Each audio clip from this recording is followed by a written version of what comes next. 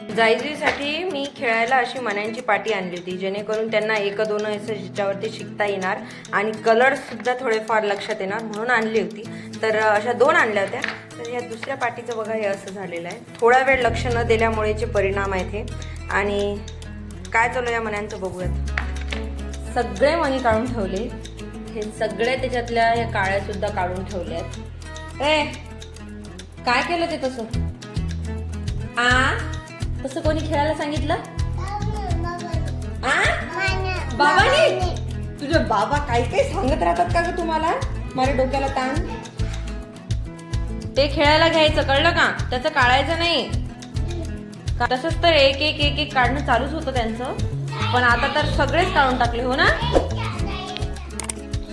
काय काय ते काढ.